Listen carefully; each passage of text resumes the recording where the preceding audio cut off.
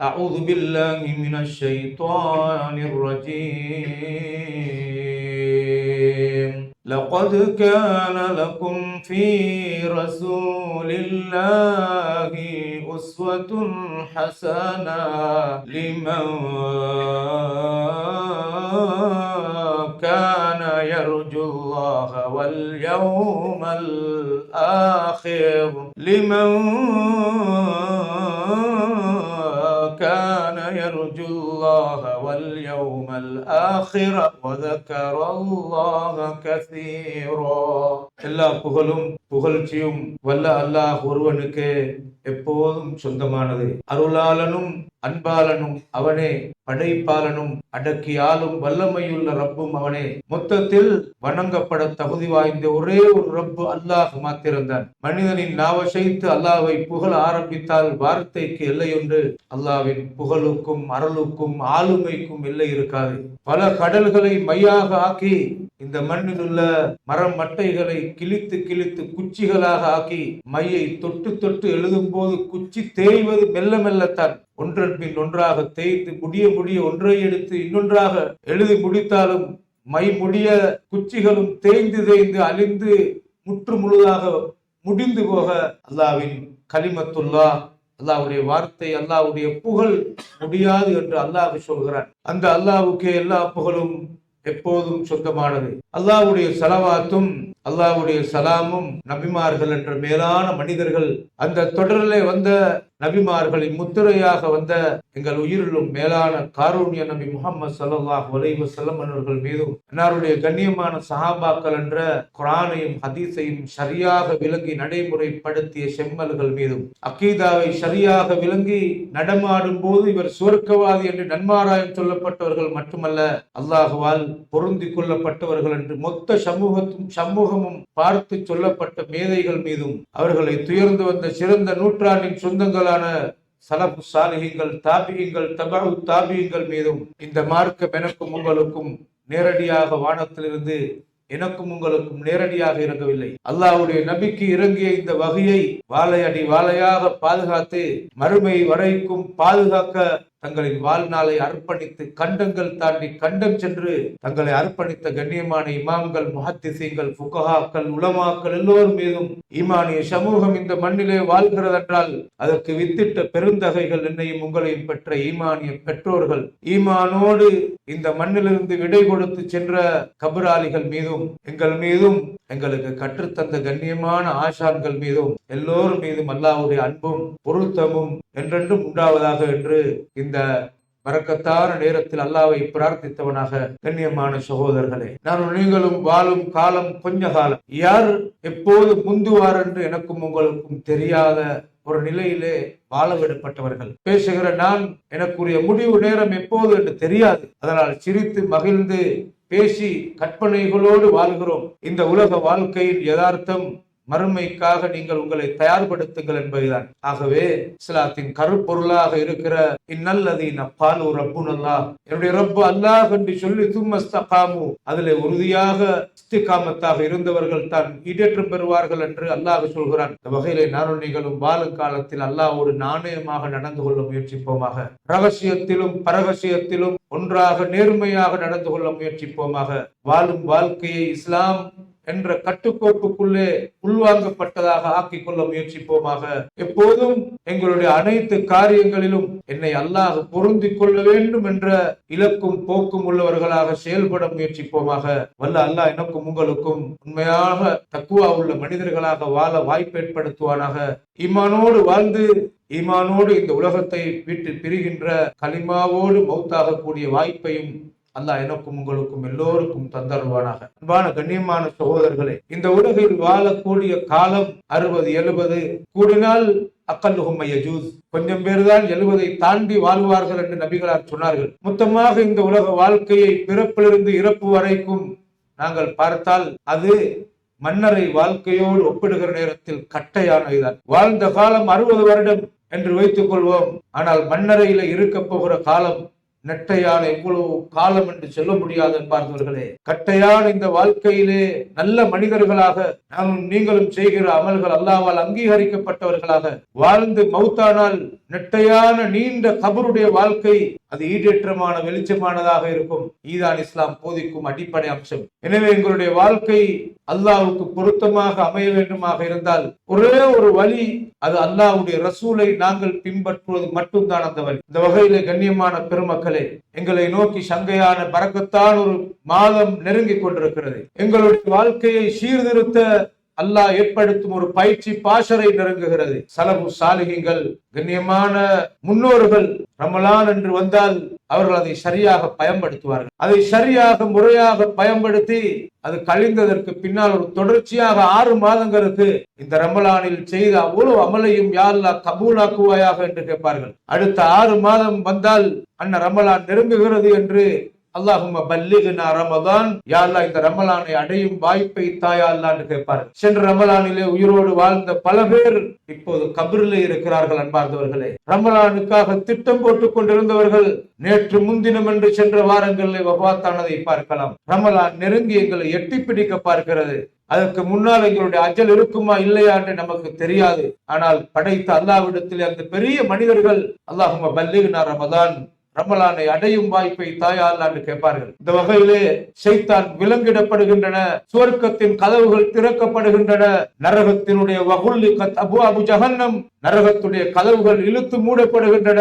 இவ்வளவு பெரிய வாய்ப்பை ஏற்படுத்தி இறையச்சத்தை உள்ளங்களில் நிரப்பி அமலிலே ஆர்வத்தை ஏற்படுத்துகிற ஒரு பசுமையான காலம் ரமலானுடைய காலம். அதை கண்களால் காணக்கூடிய வாய்ப்பு இருக்கிறதையும் பார்க்கலாம். இந்த சந்தர்ப்பத்திலே அமலில் ஆர்வம் என்பது மிக பிரதானமானது. மறுமை பற்றென்பது மிக பிரதானமானது. மறுமை பற்றும் சுவர்க்கத்தின் மீதுள்ள அதீத ஆசையும் நரகத்தினை பற்றிய பயமும் எங்களுடைய உள்ளங்களில் ஆழ பதிந்திருக்கிற அதே நேரத்தில் அமலிலே ஆர்வம் காட்ட வேண்டும் என்று ஆசைப்படுகின்ற இந்த காலகட்டத்திலே நானும் நீங்களும் அமல் கபூலாக்கப்படுவதற்குரிய அடிப்படையை புரிந்து கொள்வது இன்றைய குத்துபாவின் கருப்பொருள் என்று நான் ஆசைப்படுகிறேன். கண்ணியமான பெருமக்களே, எப்போதும் ஒரு அமல் அல்லாஹ்விடத்திலே கபூலாக்கப்படுவதற்கு 2 நிபந்தனைகள் இருக்கின்றன. ஃபமன் கான யர்ஜூ லிகாஅ ரப்பிஹி ஃபல்யஅமல் அமலன் சாலிஹன். அல்லாஹ் சூரத்துல் கஹ்ஃபிலே கடைசி வசனமாக சொல்கிறார், நீங்கள் அல்லாஹ்வை சந்திப்பதற்கு ஆசைப்படுகிறீர்களா? நீங்கள் அமல் செய்யுங்கள், அவர்கள் அமல் செய்யட்டும், அவர்கள் சாலிகான அமல் செய்யட்டும். வலா யுஷ்ரிக் பிஇபாதத்தி ரப்பிஹி அஹதா, அவர்களுடைய இபாதத்தில் அல்லாஹ்வுக்கு இணை வைக்காமல் இருக்கட்டும். ஹஜ்ரத் இப்னு கஸீர் ரஹிமஹுல்லாஹ் அவர்கள் அல் குர்ஆனுல் அதீம் என்ற அவருடைய அருமையான தஃப்சீரிலே விளக்கம் சொல்கிற போது, அல்லாஹ்வை சந்திக்க ஆசைப்படுகிறவர்கள், சுவர்க்கத்தின் மீது உள்ள பற்றுள்ளவர்கள், அவர்கள் சாலிகான அமல் செய்யட்டும் என்று அல்லாஹ் சொல்கிறார். குர்ஆன் நெடுகிலும் சாலிகான அமல் என்று சொல்வது எங்களுடைய கண்களுக்கு நல்லதாகப்பட்டதும் அழகாக தென்பட்டதும் அழகென்று உணர்ந்ததும், மக்கள் எல்லாம் இதை நல்லது என்று கருதியதெல்லாம் சாலிகான அமலாக மாட்டாது. சாலிகான அமல் என்று சொல்வதெல்லாம் அல்லாஹ்வுடைய ரசூல் காட்டி தந்தது மாத்திரம்தான். எனவே அல்லாஹ்வுடைய ரசூலை பின்பற்ற வேண்டும் என்ற அடிப்படை அந்த ஆயத்திலே சாலிகான அமல் செய்யட்டும் என்று அல்லாஹ் சொல்கிறார். இரண்டாவது, அந்த அமலிலே அல்லாஹ்வுக்கு இணை வைக்க வேண்டாம் என்று சொல்கிறதிலே அல்லாஹ் தூய எண்ணத்தோடு அல்லாஹ்வுக்காக மாத்திரம் என்ற களப்பற்ற எண்ணத்தோடு செய்ய வேண்டும் என்ற அடிப்படை அல்லாஹ் சொல்கிறார். எனவே ஒரு அமல் அல்லாஹ்விடத்திலே கபூலாக்கப்படுவதற்கு முதலாவது இஹ்லாஸ், அல்லாஹ் தஆலாவுக்காக என்ற மாத்திரம் இருக்க வேண்டும், அதுல யாரும் கூட்டாக்கப்படக்கூடாது. இரண்டாவது, அல்லாஹ்வுடைய ரசூல் காட்டிய அடிப்படையிலே அமல் செய்யப்பட வேண்டும். இந்த 2 நிபந்தனைகளோடு அமல் செய்யப்பட்டால் மாத்திரம்தான் அல்லாஹ்விடத்திலே அமல் கபூலாக்கப்படும். கண்ணியமான சகோதரர்களே, ஒன்று இருக்கிறது, ஒன்றில்லை.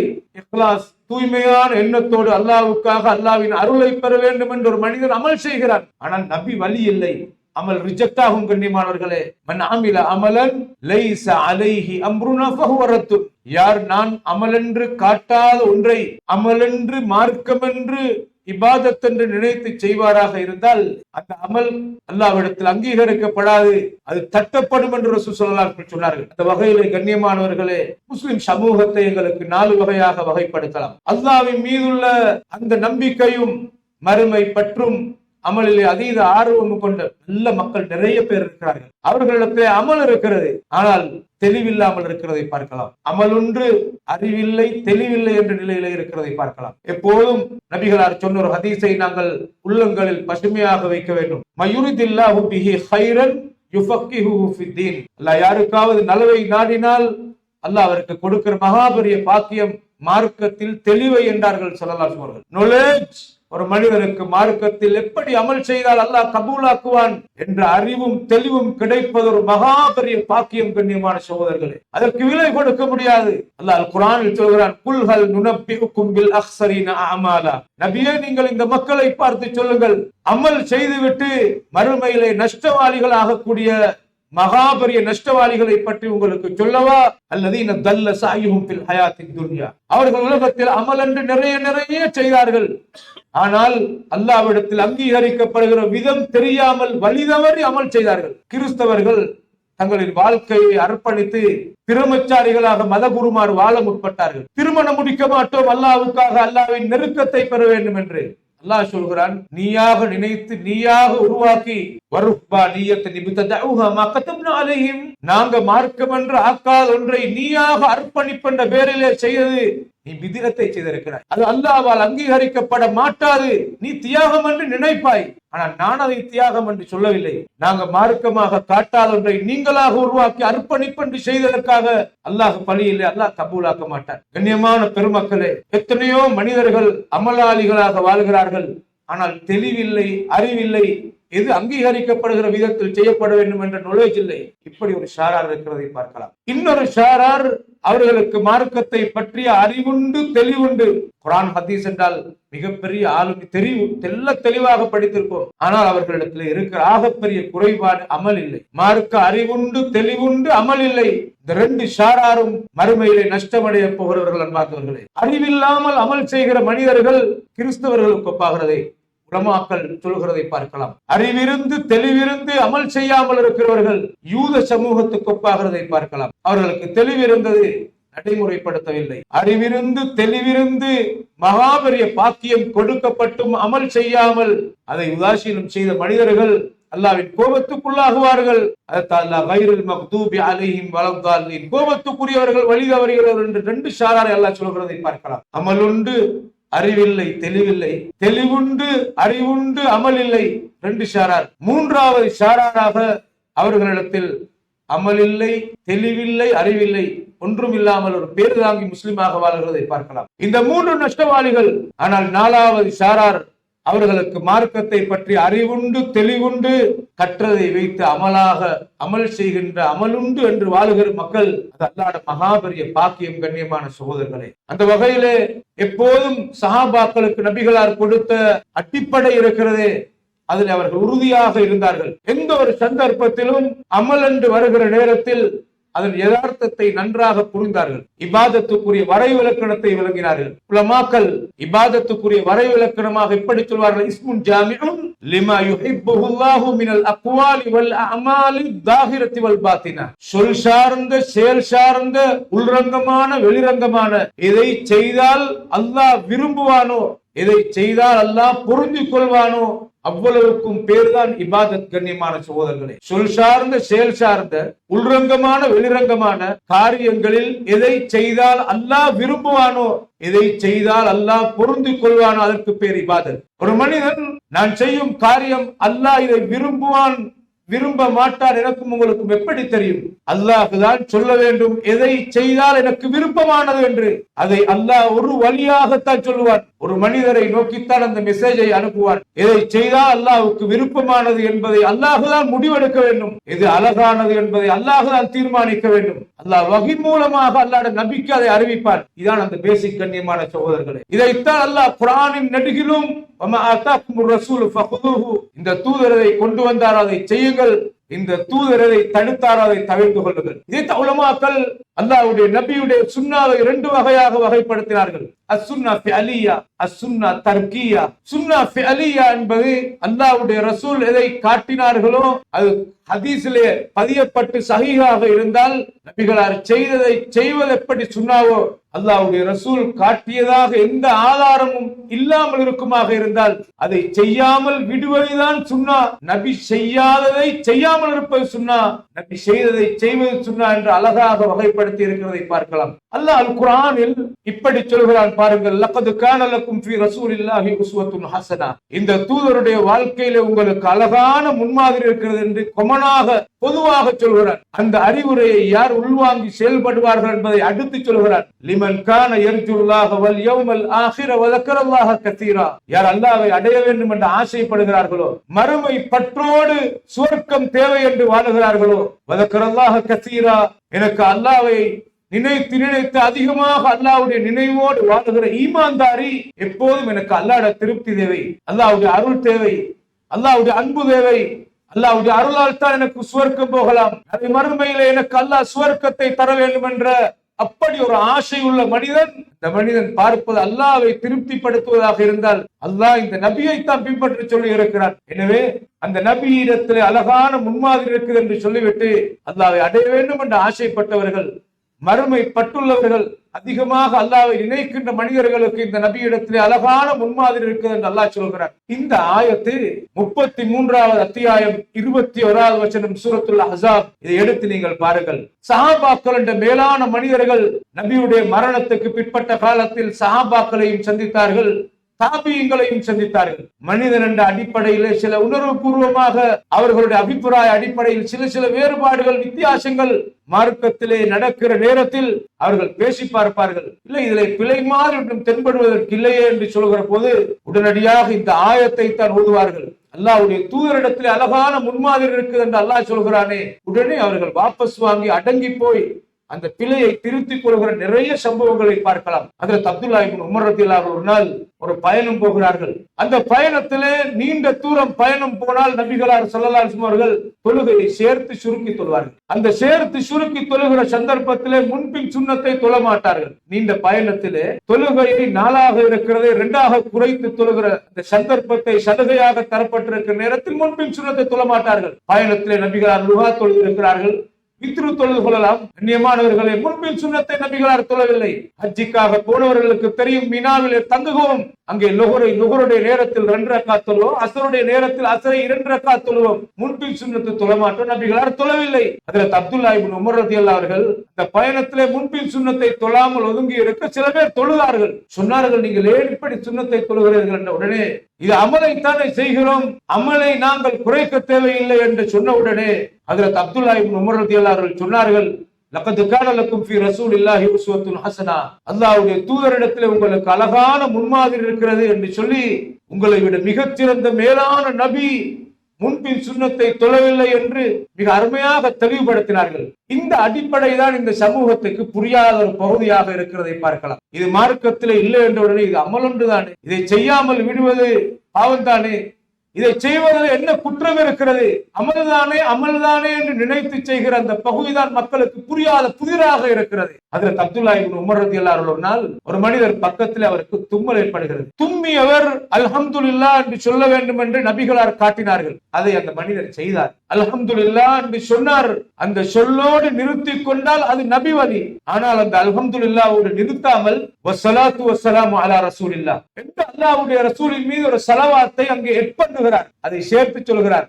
நபியோடு உள்ள நேசமாக இருக்கலாம், பாசத்தால் சொல்லப்பட்டிருக்கலாம், நன்மை ஒன்றை கூட்டிக் கொள்ள வேண்டும் என்ற ஒரு அபிப்பிராயத்தில் அதை அவர் செய்திருப்பார். ஆனால் அபிப்பிராயமும் ஆசையும் மார்க்கமாகாது. மிக பெரிய சஹாபி ஹஜ்ரத் அப்துல்லாஹ் இப்னு உமர் ரலியல்லாஹு அவர்கள் சொன்னார்கள், நீங்கள் ஏன் இந்த ஸலவாத்தை இந்த இடத்திலே சொல்கிறீர்கள்? ஸலவாத்தை எங்கேயும் சொல்லலாம். இதை இன்றைக்கு நாங்கள் சொல்கின்ற போது புரியாத இடம் எங்க தெரியுமா? இந்த ஸலவாத்தை வேண்டாம் என்கிறார்கள். இந்த ஸலவாத்தை சொல்வதில் என்ன குற்றம் இருக்கிறது? ஸலவாத்து தானே மார்க்கம் என்பது இருக்கிறதே. சுப்ஹானல்லாஹ், அச்சாக வார்க்கப்பட்டது. அமெரிக்காவிலே கொண்டு போய் அந்த அச்சை வைத்தால் அங்கே முரண்பட முடியாது. சந்திர மண்டலத்திலே ஒரு மனிதன் போனாலும், காலத்தால் மாறினாலும் இடத்துக்கிடம் மாறாத அச்சு குர்ஆன் ஹதீஸ் என்பது கண்ணியமானவர்களே. இடத்துக்கிடம் மாறுபட்ட ஒன்றை நீங்கள் தென்பட்டால் அங்கே கோளாறு இருக்கிறது, அங்கே நபி வழிக்கு முரண் இருக்கிறது என்று அர்த்தமாகும் சகோதரர்களே. அந்த அடிப்படையிலே சொன்னார்கள், அல்லமனா ரசூலுல்லாஹி ஸல்லல்லாஹு அலைஹி வஸல்லம், அல்லாஹ்வுடைய நபி எங்களுக்கு இப்படி காட்டவில்லை. ஸலவாத்தை இந்த இடத்திலே சொல்லாதீர்கள். எத்தனை இடங்களில் நீங்கள் பார்க்கலாம், பிலால் ரலியல்லாஹு அன்ஹு கூப்பிட்டு நபிகளார் என்ன சொன்னார்கள்? பாங்கை துவங்கும் போது அல்லாஹு அக்பர் என்று துவங்குங்கள், இப்படித்தான் காட்டினார்கள். ஆனால் அந்த பாங்குக்கு முன்னால் எத்தனை இடத்திலே இந்த ஸலவாத்தை எட்பண்ணப்படுகிறது. இதை சொல்லாதீர்கள் என்று சொன்னால் ஸலவாத்தை வேண்டாம் என்கிற அர்த்தமா? அமலை குறைத்தது என்ற அர்த்தமா? அமலில் உறுதியானதும் இறை அச்சமும் அல்லாஹ்வின் மீது உள்ள பற்றும் நபிகளாரை பின்பற்றுவதனுடைய அடிப்படையில் நபியை நேசிப்பதன் யதார்த்தம் வலுதானா? இதுதான் புரியாத புதிராக இருக்கிறது. இதை புரியும் வாய்ப்பு கிடைத்தால் அல்லாஹ் எங்களுடைய இதயத்தை விரிவடைத்திருக்கிறார், அல்லாஹ் பாக்கியம் அளித்திருக்கிறார் என்ற அர்த்தம். கண்ணியமானவர்களே, நீங்கள் ஹஜ்ஜிக்கு போனால், உம்ராவுக்கு போனால் கஅபாவை தவாப் செய்கிறேன். கஅபாவை வலம் வருகிற நேரத்தில் நபிகளார் ஸல்லல்லாஹு அலைஹி வஸல்லம் அவர்கள் ஹஜருல் அஸ்வத் கல்லிலே வாயை வைத்து முத்தமிட்டார்கள். ஹஜ்ரத் உமர் ரலியல்லாஹு அவர்கள் நபிகளாரின் மரணத்துக்கு பின்னால் வாயை வைத்து முத்தமிடுகிறார்கள். கல்லால் கட்டப்பட்ட சிலைகளை வணங்கி வழிபட்டு விட்டு தூக்கி எறிந்து விட்டு அல்லாஹ்வின் மீது உள்ள நம்பிக்கையோடு அல்லாஹ்வை வணங்க வேண்டும் என்று மாறிய வள்ளல்கள் மீண்டும் அந்த கல்லின் மீது நம்பிக்கை பக்தியும் போய்விடக் கூடாது என்பதிலே உரமாக நின்றவர் ஹஜ்ரத் உமர் ரலியல்லாஹு அவர்கள் சொன்னார்கள், இன்னக ஹஜருல்லா ததுர் வலா தன்ஃபா, நீ ஒரு கல், உன்னால் நலவு செய்யவும் முடியாது, கெடுதி செய்யவும் முடியாது, ஆனால் நம்மை நான் முத்தமிட ஏன் அந்த பக்தி வந்துடப்படாது என்ற பக்குவம். வலவுலா அன்னி ரஅய்து ரசூலல்லாஹி ஸல்லல்லாஹு அலைஹி வஸல்லம் யுகப்பிலு கமா கப்பல்துக, நபி உன்னை முத்தமிடுவதை கண்டேன், அதனால் தான் நான் உன்னை முத்தமிடுகிறேன், இல்லாட்டி முத்தமிட்டு இருக்க மாட்டேன். என் கல்லின் மீது பக்தி வந்துடப்படாது, அல்லாஹ்வின் மீது உள்ள அந்த பக்தி, இந்த கல்லுக்கும் ஒரு பவர் இருக்கிறது என்று வந்துடப்படாது என்ற ஈமானிய பக்குவம் உமர் ரலியல்லாஹு அவர்கள் நபி வழி அங்கு டச் பண்ணினார்கள். உமர் ரலியல்லாஹு அவர்கள் ஒரு நாள் தவாப் செய்கிற போது ஒரு மனிதர் அந்த கல்லை நபிகளார் வாயை வைத்து முத்தமிடுவார்கள். சில நேரத்தில் வாயை வைத்து முத்தமிட கிடைக்காத போது கையால் அந்த கல்லை தொட்டு கையை முத்தமிடுவார்கள். எட்டாத போது கையில இருந்த தடியை அந்த கல்லிலே வைத்து தடியையும் முத்தமிட்டார்கள். இன்னும் எட்டாத தூரத்தில் நபிகளார் தவாப் செய்கிற நேரத்தில் கையால் அந்த கல்லின் மீது இப்படி காட்டினார்கள், கையை முத்தமிடவில்லை. அந்த கோணரை தொட்டுவிட்டு அதற்கு பின்னால் தவாபை தொடங்கினால் அடுத்த கோணர் மூளை அதை தொடவில்லை, அதற்கு அடுத்த மூளையையும் தொடவில்லை, தொட்டார் தொடவில்லை. நாலாவது கோணர் அர்ருக்குனுல் யமானி என்ற மூளையை அல்லாஹ்வுடைய ரசூல் கையால் தொட்டார்கள், வாயை வைக்கவில்லை. ஏன் தொட்டார்? தொட்டா என்ன, தொடாவிட்டால் என்ன, வாயால் வைத்தால் என்ன, முத்தமிட்டால் என்ன? அவன் உம்ராக்கு போனதே பெரிய வேலையே, ஹஜ்ஜிக்கு போனதே. இப்படி பூச்சாண்டி காட்ட முடியாது, சமாளிக்க முடியாது. உள்ளதை உள்ளபடி செய்வது இஸ்லாம் என்பார்களே. நான் நீங்கள் நபியை பின்பற்றுவது அல்லாஹ்வை நெருங்க வேண்டும் என்பதற்காக, அல்லாஹ்வின் கட்டளையை அமுல்படுத்த வேண்டும் என்பதற்காக, இந்த நபி அணுவணுவாக பின்பற்ற வேண்டும் என்பதுதான் இறை கட்டளை. கண்ணியமான சகோதரர், உமர் ரலியல்லாஹு அவர்கள் தவாப் செய்கிற நேரத்தில் ஒரு மனிதரை கண்டார். ஹஜருல் அஸ்வத் கல்லை தொட்டு விட்டு அடுத்த கோணரையும் தொட்டுக்கொண்டு தவாப் செய்கிறார். அவரை அழைத்து, நீங்கள் நபியுடைய ஹஜ்ஜை படிக்கவில்லையா என்று கேட்டார்கள். அல்லாஹ்வுடைய ரசூல் இந்த கோணரை தொட்டார், அந்த மூளையை தொடவில்லை, தொட வேண்டாம் என்றார்கள். கண்ணியமான பெருமக்களே, ஹஜ்ரத் முஆவியா ரலியல்லாஹு அவருடைய ஆட்சி காலம். அமீருல் முஃமினீன் கஅபாவை நெருங்கி தவாப் செய்து கொண்டிருக்கிறார். அப்படி தவாப் செய்கிற நேரத்தில் 4 மூளையையும் கையால் தொட்டு தொட்டு தவாப் செய்கிறார். தவாப் செய்கிற நேரத்தில் பக்கத்தில் இருந்த ஹஜ்ரத் அப்துல்லா இப்னு அப்பாஸ் ரலியல்லாஹு அவர்கள் கிட்ட நெருங்கி கேட்டார்கள், அமீருல் முஃமினீன், அல்லாஹ்வுடைய ரசூல் இந்த ஹஜருல் அஸ்வத் கல்லு மூளையை தொட்டார், ருக்குனுல் யமானியை தொட்டார், அடுத்த 2 மூளையும் தொடவில்லையே, நீங்கள் 4ஐயும் தொடுகிறீர்களே என்று சொன்ன உடனே முஆவியா ரலியல்லாஹு அவர்கள் சொன்னார்கள், லைஸ ஷைஉம் மினல் பைத்தி மஹ்ஜூரன், அல்லாஹ்வுடைய ஆலயம் கஅபாவிலே உள்ள அந்த சுவரை தொட்டதில் என்ன பிரச்சனை இருக்கிறது என்று கேட்டார்கள். எந்த ஒரு மனிதனும் அதை செய்தால் செய்ததை ஒரு நியாயப்படுத்த ஒரு கருத்தை பேசுவது வழக்கம் என்பார்களே, இல்லைதானே?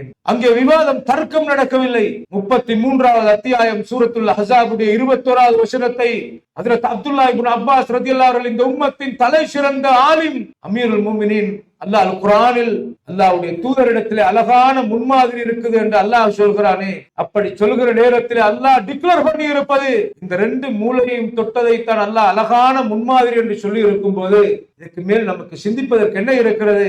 அல்லாஹ்வுடைய நபியை பின்பற்றுவதாக இருந்தால் இந்த 2 மூளையும் மாத்திரம் தானே தொட வேண்டும் என்று சொன்ன உடனே, சதக்த இப்னு அப்பாஸ், அப்துல்லா இப்னு அப்பாஸ், நீங்கள் உண்மை சொல்லி விட்டீர்கள் என்று ஹஜ்ரத் முஆவியா ரலியல்லாஹு அவர்கள் தன்னை வாபஸ் வாங்கி கொண்டதை பார்க்கலாம். கண்ணியமான சகோதரர்களே, நபிகளார் மார்க்கம் என்று காட்டாத பகுதியை நாம் மார்க்கம் என்று செய்வதற்கு பேர்தான் பித்அத் என்பது. இதைத்தான் நபிகளார் ஒவ்வொரு மிம்பரிலையும் குத்பாவை நிகழ்த்தும் போது, வகுல்லு பித்அத்தின் தலாலா, காரியங்கள் மிக கெட்ட காரியம், இந்த மார்க்கத்தின் பேரில் புதுமைகள் உருவாக்கப்படுவது, அமல் என்ற பேரில் உருவாக்கப்படுவது, அப்படி உருவாக்கப்படுவதற்கு பேர் தான் பித்அத் என்பது.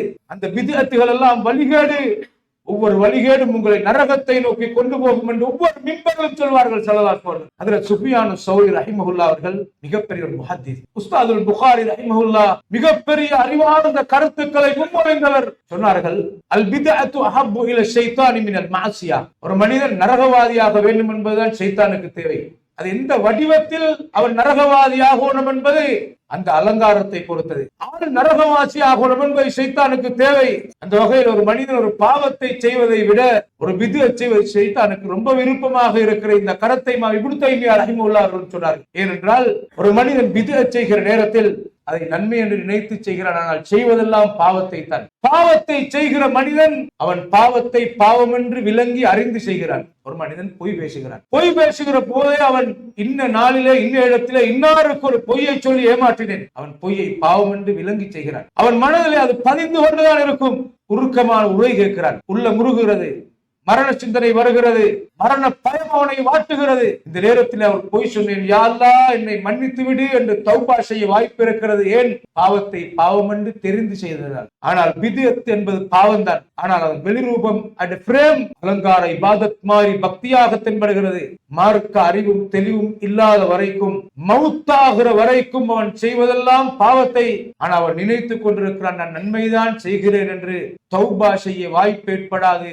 அதே நிலையில் பாவத்தோடு அவன் மௌத்தாகிறான். இலக்கு ஏதோ அடிப்படையில் அவன் நரகத்தை நோக்கி போக வாய்ப்பு இருக்கிறது. அதனால் பாவம் செய்வதை விட பித்அத் செய்வது ஷைத்தானுக்கு ரொம்ப விருப்பமானது என்ற தத்துவத்தை இப்படி பேசிக்காக சொன்னார்கள். கண்ணியமான பெருமக்களே, இதைத்தான் இமாம் மாலிக் ரஹிமஹுல்லாஹ் அவர்கள் சொன்னார்கள், யாராவது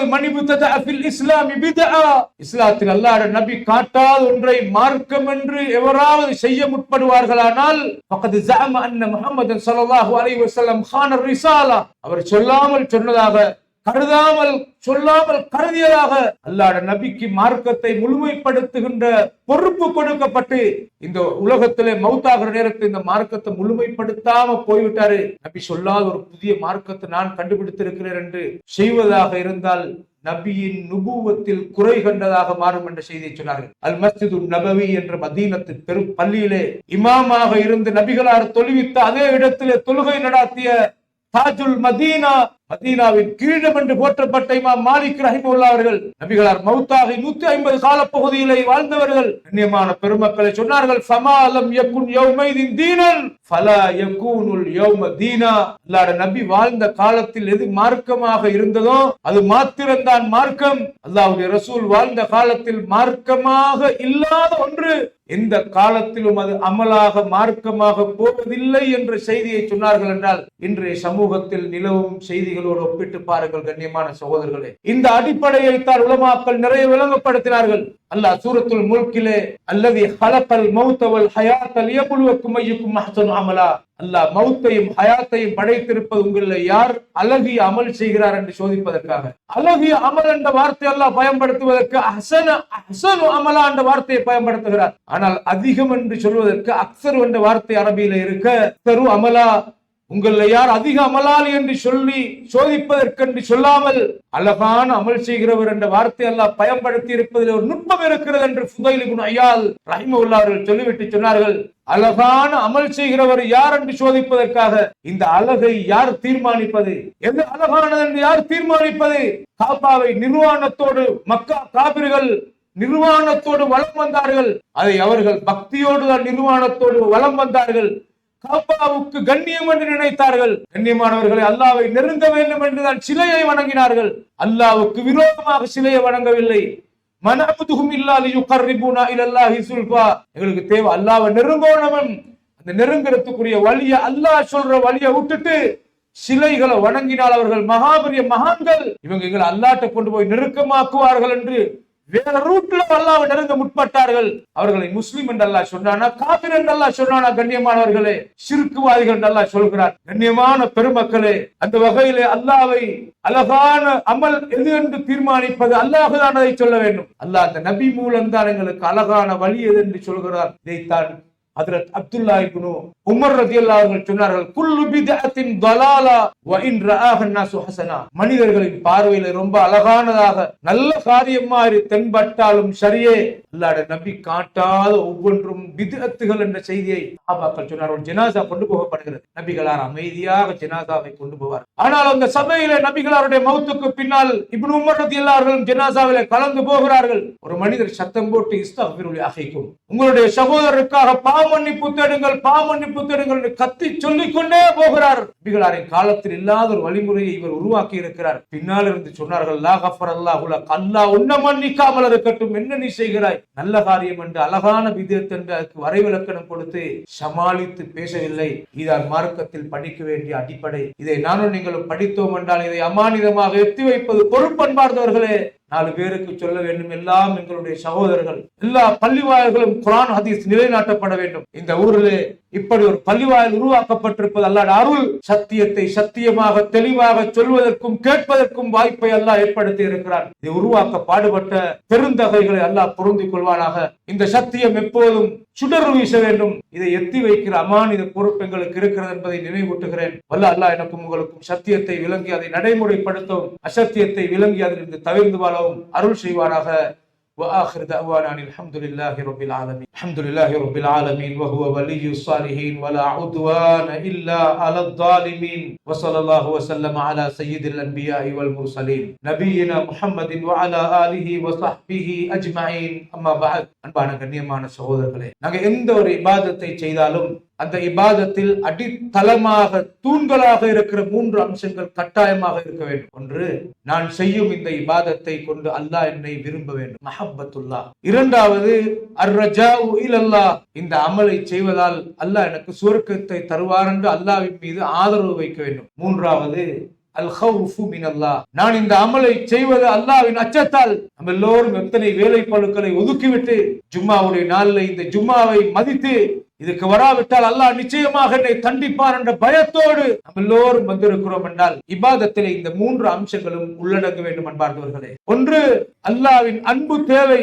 அல்லாஹ்வின் அன்பு எனக்கு இந்த அமலால் அல்லாஹ்வின் அன்பு தேவை என்றால் அல்லாஹ் விரும்புகிற விதத்திலே இந்த அமல் அமைய வேண்டும் என்பது அடிப்படை. அல்லாஹ் அவன் அன்பு எனக்கு தேவையாக இருந்தால் நிச்சயமாக அதற்கு ஒரே ஒரு வழியை அல்லாஹ் சொல்கிறான், குல் இன் குன்தும் துஹிப்பூன அல்லாஹ், நீங்கள் அல்லாஹ்வின் அன்பை நாடுகிறீர்களா, நீங்கள் அல்லாஹ்வை நேசிக்கிறீர்களா, ஃபத்தபிஊனி, நபியே நீங்கள் சொல்லுங்கள், என்னை பின்பற்ற சொல்லுங்கள், யுஹ்பிபுக்குமுல்லாஹ், அல்லாஹ் உங்களை நேசிப்பான். வருகிற ரமலான், கண்ணியமானவர்களே, அமல் என்ற ஆர்வத்தோடு எத்தனை பள்ளிவாயல்களில் அல்லாஹ்வுடைய ரசூல் காட்டித்தராத விஷயங்கள் நடைமுறைப்படுத்தப்படுகின்றன. நாங்கள் எப்போதும் ஒரு பாவத்தை கண்டால் உள்ளத்தால் வெறுக்க வேண்டும், அதிலே பங்காளியாக இருந்திடக்கூடாது. தெளிவுபடுத்துகிற பொறுப்பு, அமானித பொறுப்பு எங்களுக்கு இருக்கிறது. கண்ணியமான சகோதரர்களே, மௌத்து வரைக்கும் குர்ஆனையும் ஹதீஸையும் பின்பற்றுகிற லட்சிய போக்குங்களிடத்தில் இருக்க வேண்டும். வல்ல அல்லாஹ் எனக்கும் உங்களுக்கும் அருள் செய்வானாக. எங்களுடைய பிள்ளைகளையும் குர்ஆன் ஹதீஸுடைய நிழலிலே வளர்க்க முற்படுவோமாக. இந்த சத்தியத்தை எல்லோருக்கும் எத்தி வைத்து எல்லா மனிதர்களும் சுவர்க்கத்தை அடைய செய்யும் அமல் கபூலாக்கப்பட்ட நிலையிலே அவர்கள் அமல் செய்யும் வாய்ப்பை எல்லா மக்களுக்கும் கிடைக்க நானும் நீங்களும் இந்த அழைப்பு பணியை ஸ்திரமாக செய்ய முற்படுவோமாக. வல்ல அல்லாஹ் அதற்கு வாய்ப்பளிப்பானாக. வஆகிரு தஅவானா அனில் ஹம்துலில்லாஹி ரப்பில் ஆலமீன்.